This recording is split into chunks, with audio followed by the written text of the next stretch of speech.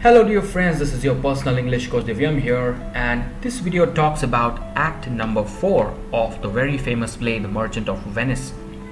In my previous videos I have recorded act 1, 2 and 3, and I have also uploaded a very simple and a story format of the entire play, so do check it out. Let's begin. Scene 1, Venice, a court of justice. The Duke, the Magnificos, Antonio, Bassanio, Graziano, Valerio, and attendants all enter. The meaning of Magnificos is people of high esteem or high value, or you can say very important, VIP people. Is Antonio here? Yes sir, I am here. I feel sorry for you. You've come to face a ruthless enemy, an inhuman wretch, incapable of pity, without any feeling of mercy.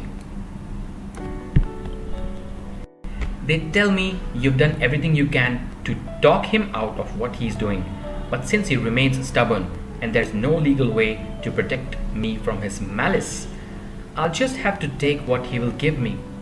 I'm ready to suffer peacefully whatever he does to me in his cruelty and anger. One of you go call the Jew into the court here. He's standing ready outside the door. Here he comes, my lord. Shylock enters.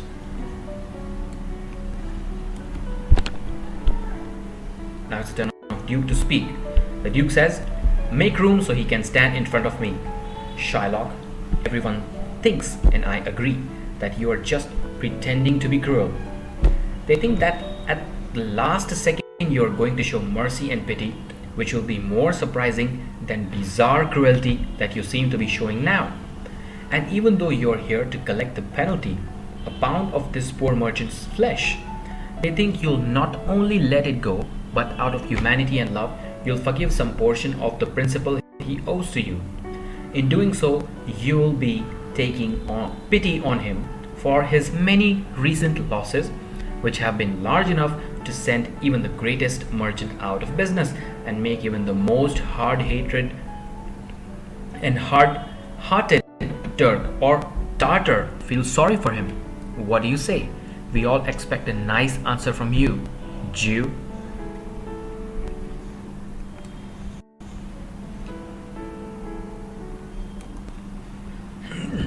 I've told you what I intend to do, and I've sworn by the Holy Sabbath to seek penalty that is due according to our contract. If you refuse to allow me to do so, your city's charter and its freedom are endangered. You're going to ask me why I'd rather have a pound of decaying flesh than 3,000 ducats. I won't answer that. Let's just say it's because I feel like it. Is that enough of an answer? What if I had a rat in my house and I feel like paying 10,000 ducats to have it exterminated? Do you have your answer yet?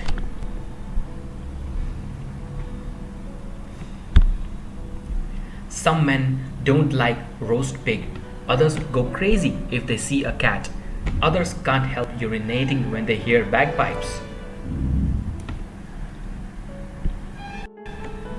There's no sense trying to explain people's likes and dislikes.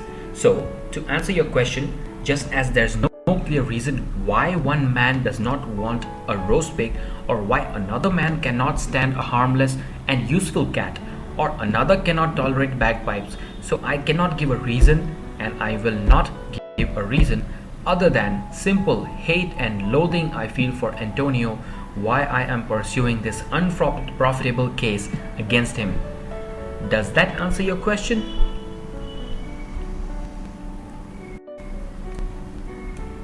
That's no answer, you heartless man. It doesn't excuse your cruel behavior. I don't have to give you answers that you like. Does everyone kill what they don't love? Does anyone hate something and not want to kill it? Disliking something isn't the same thing as hating it. What, would you let a snake bite you twice? Antonio now speaks to Bassanio. Please don't bother arguing with the Jew. You might as well go stand on the beach and ask the ocean to get smaller. You might as well ask a wolf why he killed the lamb and made its mother cry.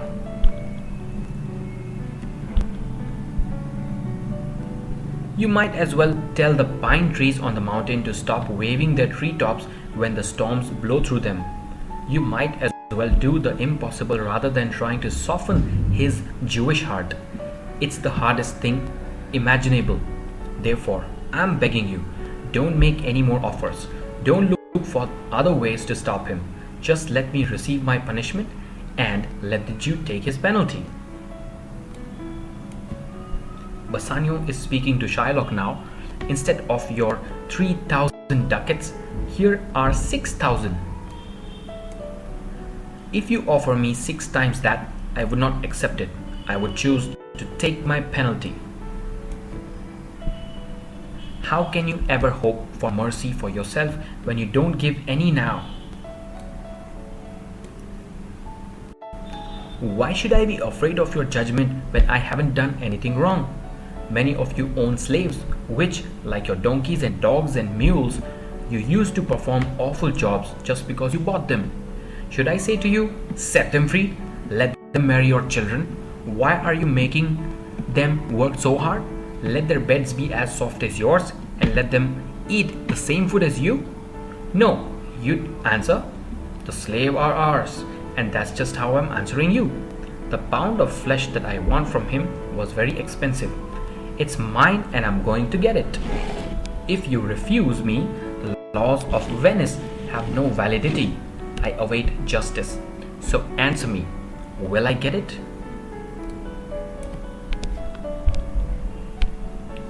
It's the time of Duke to speak, and he says, I have the authority to dismiss the court unless Valerio comes today. He's a legal expert I sent for to act as judge and help settle this matter. My lord, a messenger is waiting outside with letters from Valerio. He's just come from Padua. Bring us the letters. Call the messenger in. Cheer up, Antonio. Keep up your courage, man. I'll give the Jew my flesh, blood, bones, and everything before you lose one drop of blood for me.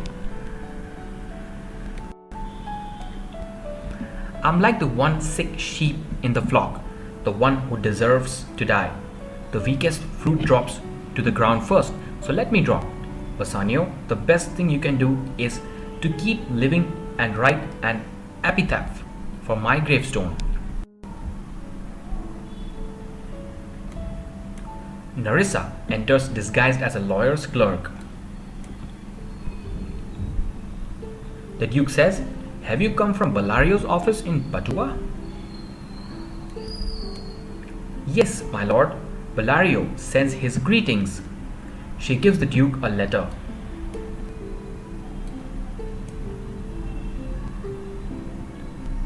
And also, Shylock sharpens his knife on the sole of his shoe. Bassanio speaks to Shylock. Why are you sharpening your knife so eagerly?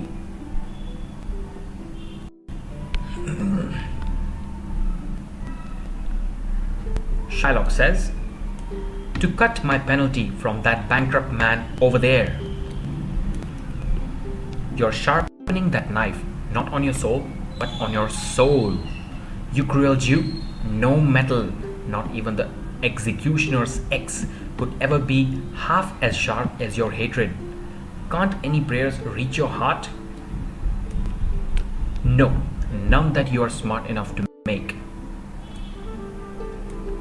Oh, you're going to hell. You disgusting dog. Killing you would be justice. You almost make me forget that I'm Christian. You make me want to agree with the philosopher Pythagoras that animal souls are reincarnated to human bodies. You vicious dog soul used to belong to a wolf that was killed for slaughtering humans. When he died, his cruel soul passed out of his body and went into yours while you were lying in your unholy mother's womb. That's why your desires are wolfish, bloody, and ravenous. Unless your taunts can undo the signature on my contract, you're just wearing out your lungs by speaking so loud. Be quiet, boy, or you'll lose your mind. I stand here with the law on my side. This letter from Valerio introduces us to a young and well-educated legal expert. Where is he? He's waiting nearby to find out if you'll invite him in.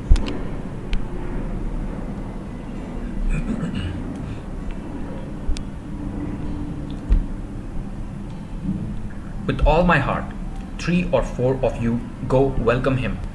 In the meantime, I'll read Valerio's letter out loud.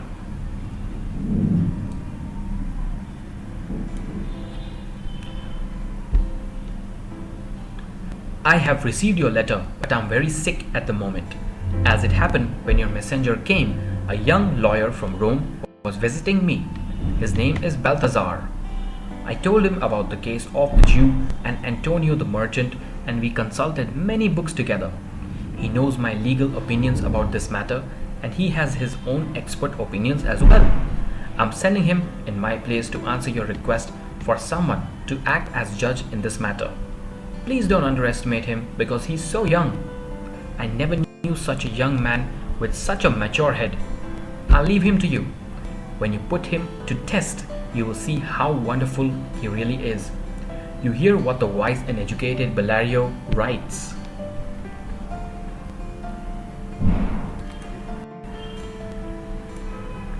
And this is the legal professor, I take it. Let me shake your hand. Did old Valerio send you here? Portia enters disguised as Balthazar, a lawyer. Yes, my lord. Welcome. Please have a seat. Are you familiar with the case currently before the court? Yes, truly. Which one is the merchant and which one is the Jew?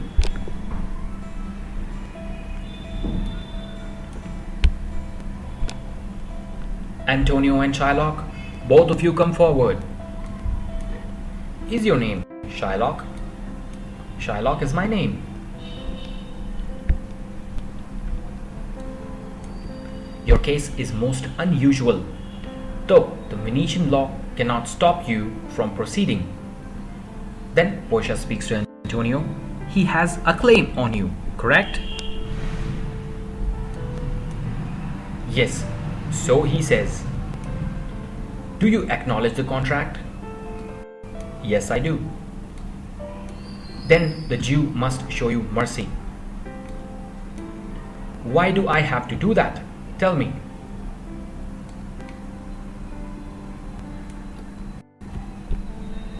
No one shows mercy because he has to.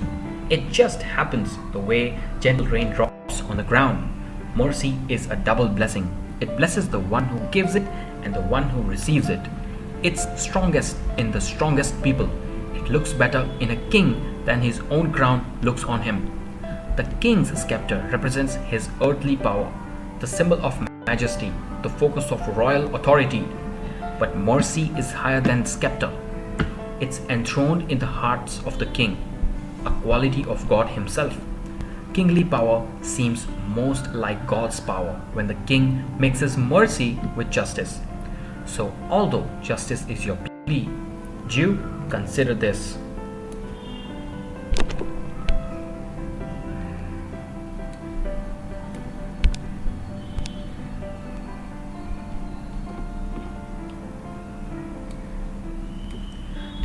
Justice won't save our souls. We pray for mercy, and this same prayer teaches us to show mercy to others as well. I've told you this to make you give up this case. If you pursue it, the strict court of Venice will need to carry out sentence against the merchant there. I take all the responsibility for my decisions. I want the law, the penalty, and the fulfillment of my contract. Can't he pay back the money? Yes, I'm offering to pay it back right this moment, even twice the sum. If that's not enough, I'll sign a contract to pay 10 times that much, and I'll give you my hands, my head, and my heart as security. If that's not enough, then you are just evil and malicious. Bassanio speaks to the Duke. I beg you, just this one. Use your authority to bend the law. Do a great right by doing a little wrong. Don't let this devil have his way.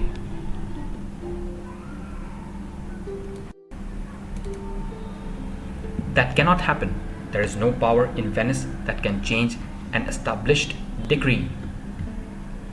The change will be recorded as a precedent and many bad legal actions will result. This cannot happen. A Daniel has come to judgment. Yes, a Daniel. Oh, wise young judge, I honor you.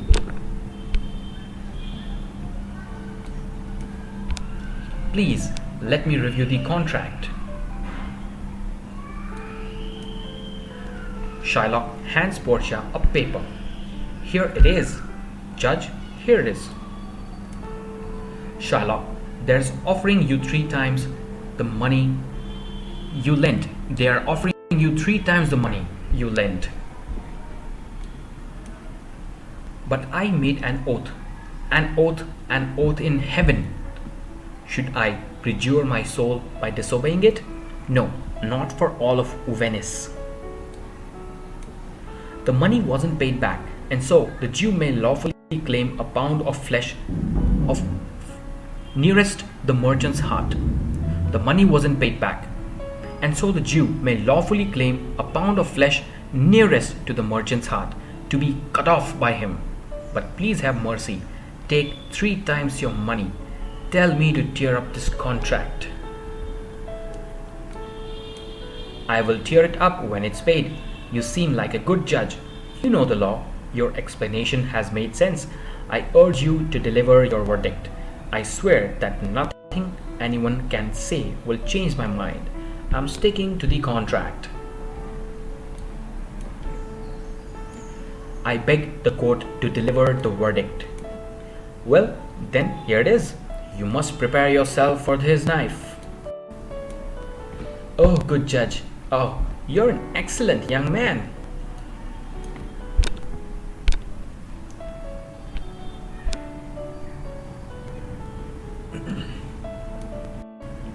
The law fully authorizes the penalty which you have to pay according to the contract.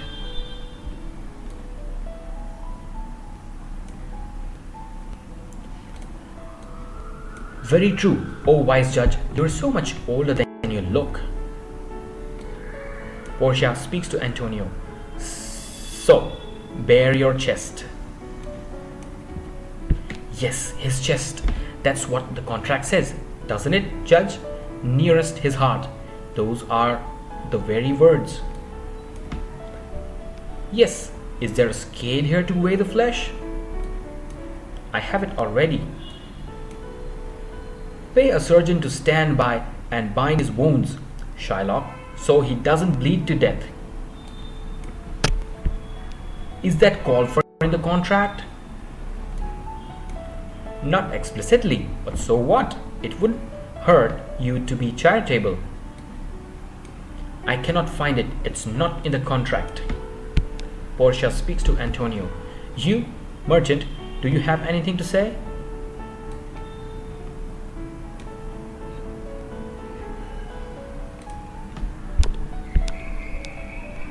Not much.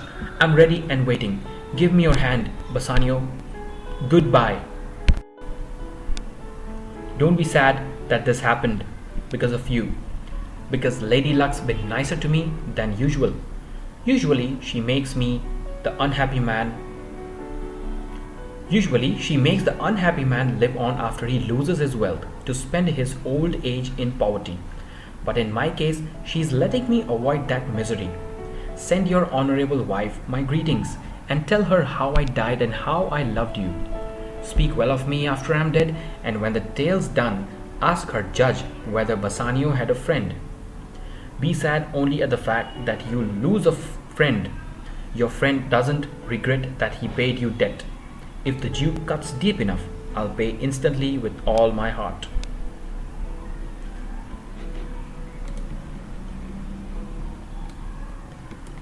Antonio, I married a woman as dear to me as life itself. But life itself, my wife, and the whole world aren't more valuable to me than your life is. I'd give up all of them. Yes, I would sacrifice them all to this devil here to save you.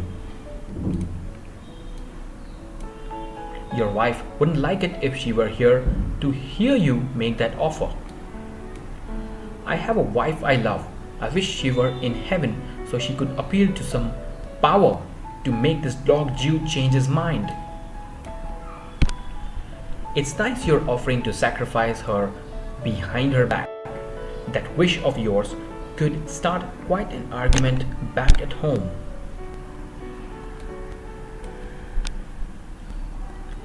That's what you get for marrying Christian husbands. I have a daughter. I wish she'd married any one of Balthazar's descendants instead of a Christian. We are wasting time. Please deliver the sentence.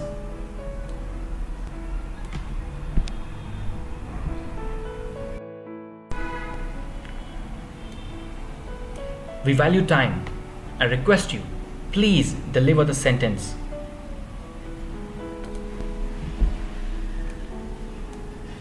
A pound of flesh of this merchant's is yours. The court awards it and the law authorizes it. What a righteous judge. And you have to cut this flesh from his chest. The law allows it and the court awards it. What a wise judge. Come on, get ready. But wait a moment, there's something else. The contract doesn't give you any blood at all. The words express specifically a pound of flesh. So take your penalty of a pound of flesh. But if you shed one drop of Christian blood when you cut it, the state of Venice will confiscate your land and property under the Venetian law. Oh, what an upright judge. Pay attention, Jew. Oh, what a smart judge. Is that the law? You can see for yourself. You ask for justice, so rest assured, you'll get more justice than you bargained for.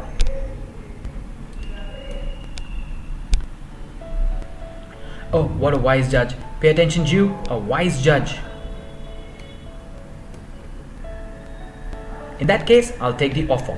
Pay me 3 times the amount of the loan and let the Christian go. Here is the money. Wait, the Jew will have justice. Wait, don't rush. He's not getting anything except penalty.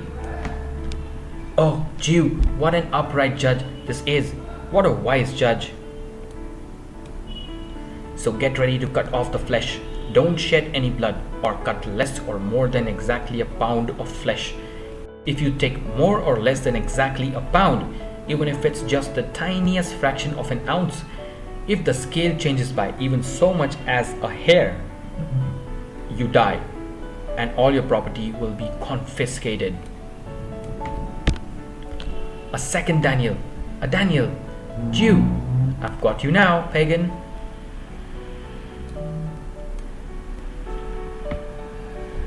Why is the Jew waiting? Take your penalty. Give me my money and let me go. I have it ready for you. Here it is. No, he refused it publicly. In open court, he will only have justice and his penalty. A Daniel, I keep saying it, a second Daniel. Thank you, Jew, for teaching me that word. I won't even get the original 3,000 ducats back. You cannot have anything but the penalty to be taken at your peril, Jew. Well then, I hope he chokes on it. I'm not saying here to argue anymore.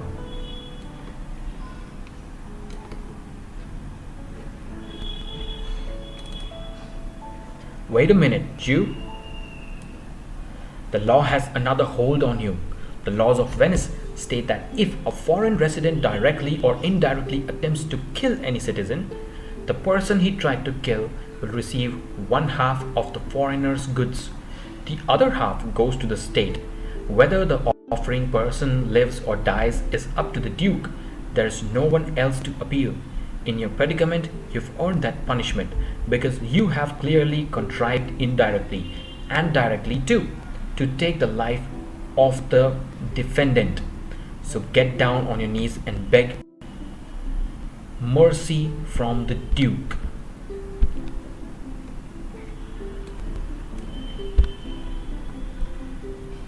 Beg to be allowed to hang yourself, but if you have handed over all your wealth to the state, you don't even have enough money left to buy a rope, so you'll be hanged at the state's expense. I want you to see the difference between us, so I pardon you even before you ask for pardon. Half of your wealth goes to Antonio, the other half goes to the state. However, if you show proper humility, I may reduce this penalty to a fine. Yes, the state's half can be reduced, but not Antonio's. No, go ahead and take my life. Don't pardon that. You take my house away when you take the money I need for upkeep. You take my life when you take away my means for making a living. What mercy can you show him, Antonio? A hangman's rope free of charge, nothing else for God's sake. If the Duke and his court agree to set aside the fine for one half of his property, I'm happy as long as he lets me have the other half in trust, to give it to the gentleman who recently stole his daughter. I only ask two more things. First, Shylock must immediately become a Christian. Second, he must make a will here in the court that leaves all his property to his son-in-law, Lorenzo, and his daughter when he dies.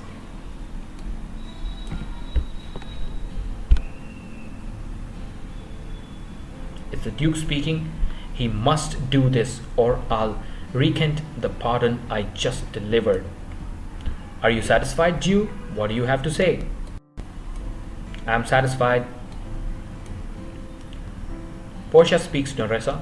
Clerk, draw up a document to make his official gift. Please let me go. I'm not well. Send the deed after me and I'll sign it. Go, but sign the deed. Graziano speaks to Shylock. When you are baptized a Christian, you'll have 2 godfathers. If I'd been the judge, you would have 10 more, or 12 jurors to sentence you to death rather than baptism. Shylock exits. Duke speaks to Portia.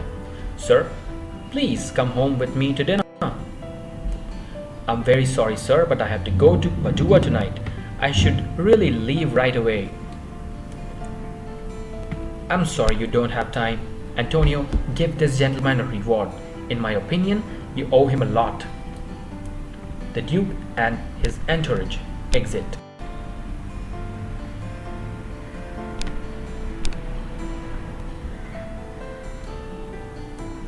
Bassanio speaks to Portia.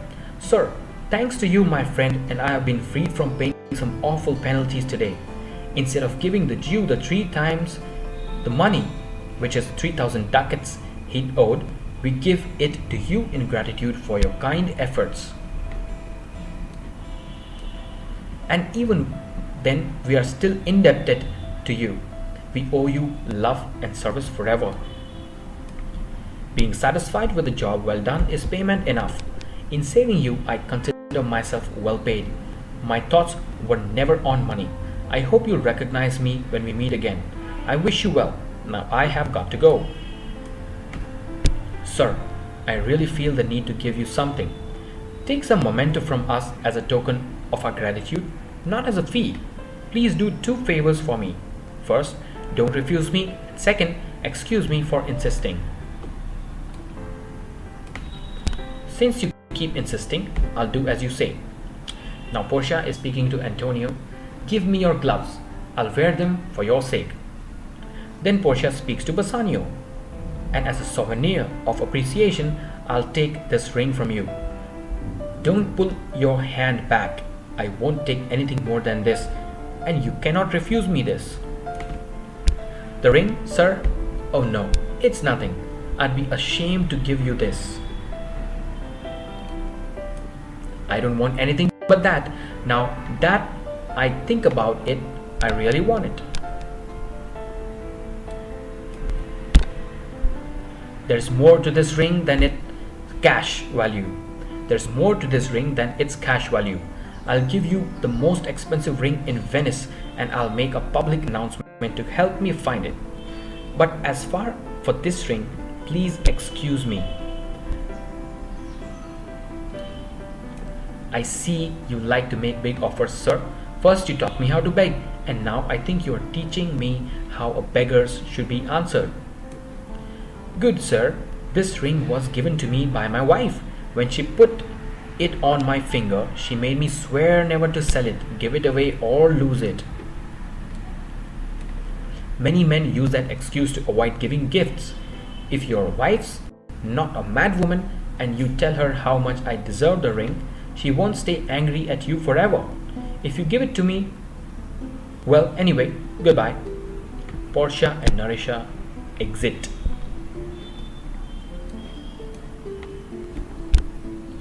Bassanio, let him have the ring. Consider how much he deserves it, and weigh that along with my friendship against your wife's order. He gives Graziano the ring. Then Bassanio speaks. Go, Graziano, run and catch up with him. Give him the ring and take him to Antonio's house if you can. Go quickly. Graziano exits. Come on, you and I will go soon. Early in the morning we'll both rush to Belmont. Come on, Antonio. They exit. Act 4, Scene 2. The same. A street. Portia and Nerissa enter. Find out where the Jew's house is. Give him this deed and have him sign it. We'll leave tonight and be home a day before our husband get back. Lorenzo will be happy with what we've done. Graziano enters. Graziano gives Portia Bassanio's ring. Sir, you are lucky I caught up with you. Bassanio thought about it some more and sent this ring to you. He would like to invite you to dinner. I cannot have dinner with him.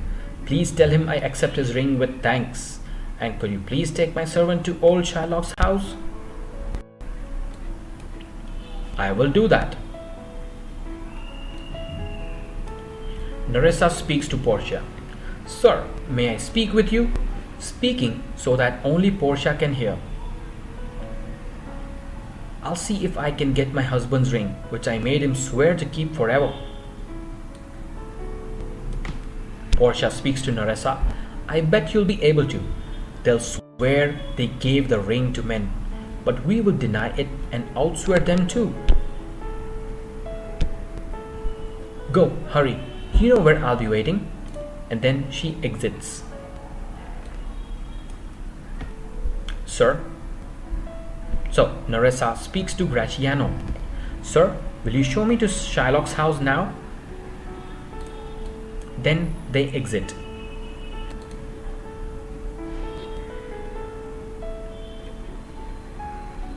So friends, this was act number 4. Act 5 will be covered in the next video. Do check it out, because that is really hilarious when the two of them find out who the lawyer and his clerk were. So I hope you understood this paraphrasing, and if you did, do like the video and mention it in comment section. I would appreciate honest feedback. If you think you do not understand any of the concept in your syllabus, do let me know and I will make a video tutorial for you. Thanks for watching, and I hope you have a wonderful day.